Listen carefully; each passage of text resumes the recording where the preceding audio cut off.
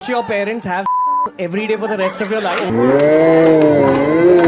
Or would you join in once and stop it forever? Join in what the man? Ranveer Allahbadia की माताजी ने एक podcast में बताया कि उन्होंने अपने बेटे को बड़े अच्छे संस्कार दिए। पर कैसे है आप? How are you feeling? बढ़िया हूँ, एकदम तैयार हूँ मरवाने के लिए तुमसे। Okay so first things first, ये जो दो सुअर और एक ये जो सुअरिया, इन्होंने अपने अंदर का एक जो साइको टाइप, एक जो रेपिस्ट टाइप मेंटालिटी इन्होंने बाहर निकाली है। इससे इनकी असलियत तो पता चल ही जाती है। ये जितना स्पिरिचुअल बनने का ड्रामा करता था, ये सब अब क्लियर हो चुका है कि ये एक्चुअल में अंदर से कैसा इंसान है। बट इससे बढ़ के इनके जो हिजड़े फैंस वहां बैठकर कुत्तों की तरह हंस रहे हैं और तालियां बजा रहे हैं छक्कों की तरह, ये भी सेम इन्हीं कैटेगरी के हैं। अब देखो, आजकल कोई भी हो नॉर्मल बातचीत में ही गाली दे देता है या फिर लाइक अड़ोसी पड़ोसी की बुराई करना, ये सब चीजें करना, ये सब नॉर्मल है। बेसिक ह्यूमन नेचर में ये चीजें आ चुकी हैं आजकल। लेकिन कोई भी इंसान कितना भी कमीना हो, कम से कम एट द वेरी लीस्ट वो भले ही पूरी दुनिया को गाली दे ले, लेकिन कम से कम अपने पेरेंट्स को तो छोड़ देगा ना। और इसने तो भाई अपने मम्मी पापा को ही एक तरह से बेच दिया एक स्टेज पर, वो भी केवल कूल बनने के चक्कर में। भाई एक्चुअल में ऐसा हुआ था कि मैं कल रात में प्रोमीथियस फिर से देख रहा था और मैंने इनमें से किसी भी सो कॉल्ड इन्फ्लुएंसर या क्रिएटर की वीडियो कभी नहीं देखी थी। वीडियो छोड़ो, एक पूरी रील भी इनकी आज तक मैंने नहीं देखी थी, सिर्फ नाम वाम सुना था कि ऐसा है। और रात में जब मैंने फोन खोला शाम को तो फिर देखा कि ये सारा बवाल चल रहा है, तो फिर मैं इसमें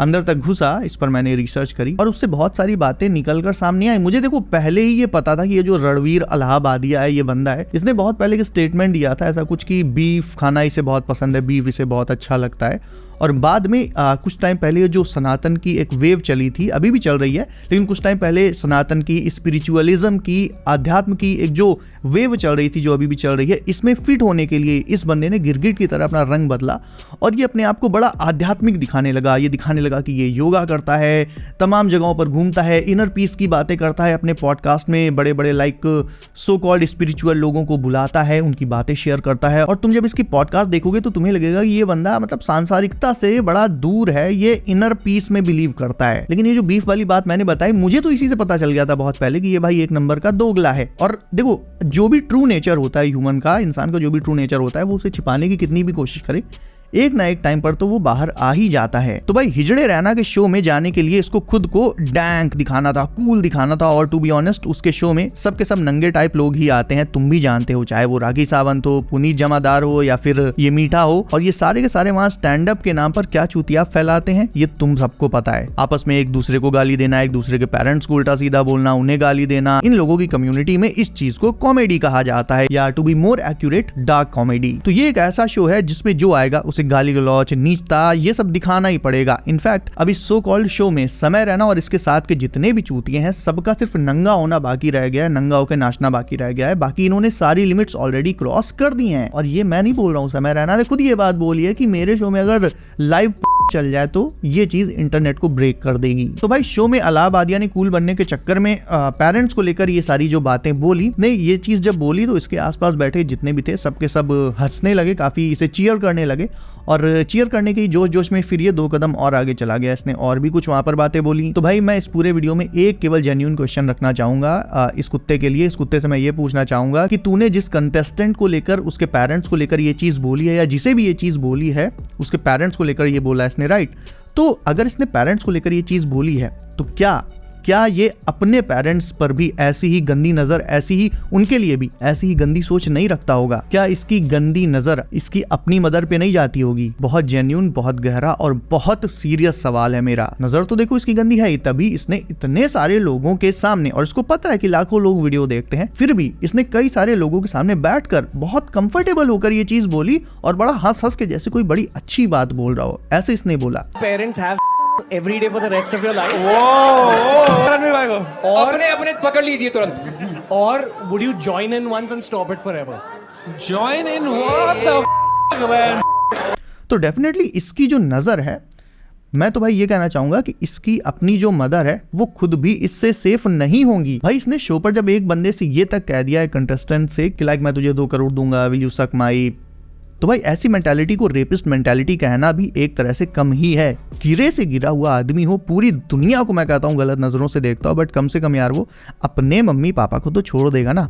इसने उन्हें भी नहीं छोड़ा। और ये मेंटालिटी आती कहाँ से है? तुमने कई बार न्यूज़ में सुना होगा कि किसी दरिंदे ने किसी छोटी बच्ची के साथ गलत हरकत कर दी या इवन बड़े बुजुर्गों तक को नहीं छोड़ा। तो इसकी जो मेंटालिटी है ना इस इलाहाबादिया की, ये एग्जैक्ट उन्हीं लोगों जैसी मेंटालिटी पर चल रहा है। इसने खुद को शालीनता के पर्दे में छिपाने की कोशिश तो बहुत करी, बट अल्टीमेटली ट्रू नेचर, जैसा कि मैंने कहा था, आज नहीं तो कल सामने आ ही जाता है। And to be clear, Amitabh Bachchan जैसे लोग इनके साथ बैठते हैं, इन्हें बड़ा रेस्पेक्ट देते हैं। It says a lot about these celebrities, so called celebrities as well, जिनके चूतिए फैंस इनको बहुत बहुत बड़ा मानते हैं कि लाइक जैसे अमिताभ बच्चन इनको खाने को दे देता है। लेकिन anyways that's not the topic today. और भाई सीरियसली मैं इसके पेरेंट्स को भी ना जीरो रेस्पेक्ट दूंगा, क्योंकि ultimately they failed as parents. और उन्होंने भाई बोला था कि हमने अपने लड़के को बड़े अच्छे संस्कार दिए हैं। और मेन जो जेन्युइन क्वेश्चन है वो यही है कि क्या यार ये अपने पेरेंट्स को भी सेम इसी नज़र से देखता है? और देखता होगा, डेफिनेटली देखता होगा, क्योंकि मैंने कहा कितना भी कमीना से कमीना, नीच से नीच, गिरा से गिरा हुआ आदमी हो, कम से कम पूरी दुनिया को हटाओ, वो अपने घर वालों को,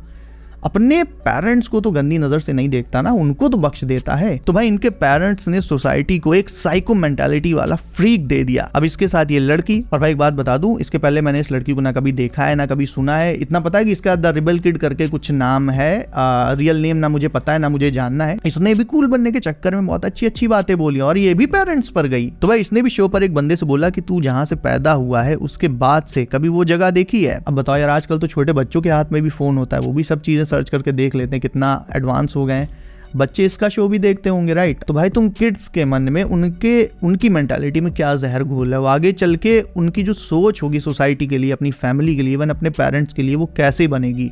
बड़े तो बड़े भाई, बड़े जब चूतियों की तरह वहां बैठ के ताली बजा रहे हैं, तो भाई एक इमैच्योर किड में किस तरह की थिंकिंग ये लोग डाल रहे होंगे, सोचने वाली बात है। लेट्स बी रियल, मेरी आदत नहीं है घुमाकर बातें बोलने की। ये लोग खुद भी रेपिस्ट मेंटालिटी के हैं और इनके जितने भी फैंस है भाई, सबको कह रहा हूं, तुम साले जूता खाने लायक हो, तुम सब के सब भी इन्हीं हिजड़ों की तरह हो, बल्कि इनसे एक कदम आगे बढ़कर तुम ज्यादा बड़े हिजड़े हो, क्योंकि तुम ही लोग हो इनको जो सर पर बिठाए हो, इतना आगे बढ़ा दिए हो। जितने भी बियर बाइसेप्स के और समय रैना के इनके फैंस हैं, एक second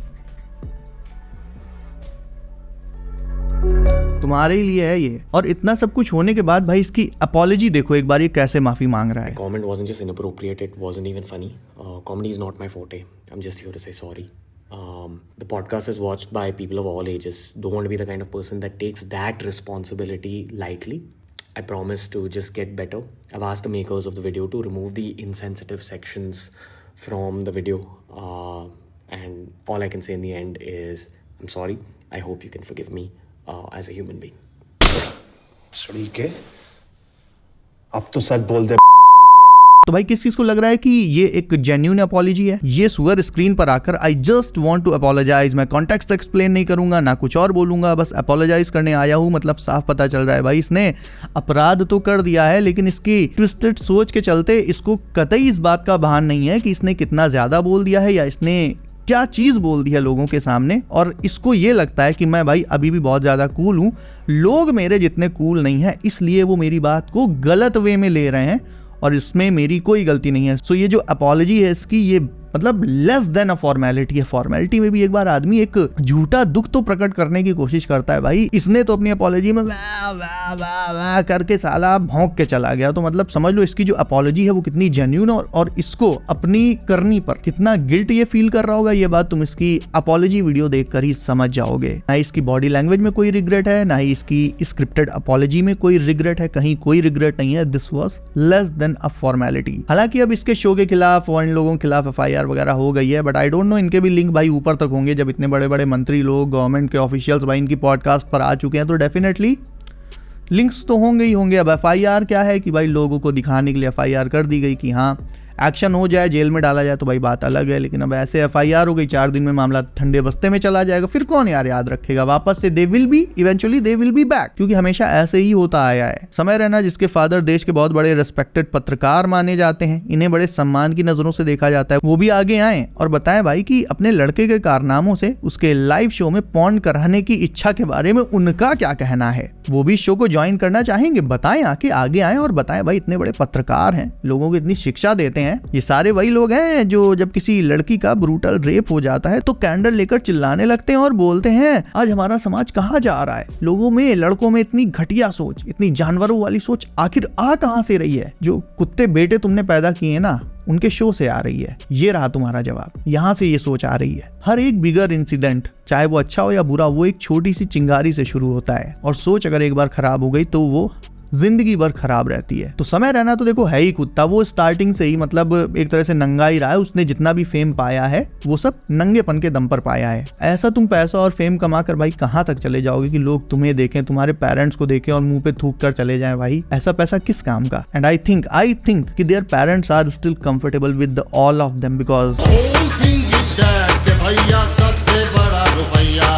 So that's it for today and आज का टॉपिक कोई एंटरटेनमेंट वाला नहीं था. This was so fucking menacing and that's exactly why कोई लाइक या सब्सक्राइब वगैरह के लिए मैं कुछ भी नहीं बोलूँगा. बट हाँ, एक रिक्वेस्ट ज़रूर है कि चलो जो है सो है, अब कम से कम इनके से कुत्तों को देखना बंद कर दो भाई. और मैं कुछ नहीं कह रहा, इनके से कुत्तों को देखना बंद कर दो, क्योंकि भाई सबसे बड़ी समस्या ऑडियंस वाली ही है. ऑडियंस को जज करना चाहिए कि वो आखिरकार किसे देख रहे हैं, किसे बढ़ावा दे रहे हैं. जितनी गलती इनकी है उतनी ही गलती इनके एक एक सब्सक्राइबर, एक एक व्यूअर की भी है. पहले तुम इन्हें प्यार, फेम, रिस्पेक्ट, पैसा सब कुछ देते हो और भाई पलट के ये तुम्हारे और तुम्हारे ही पेरेंट्स पर कीचड़ उछालते हैं.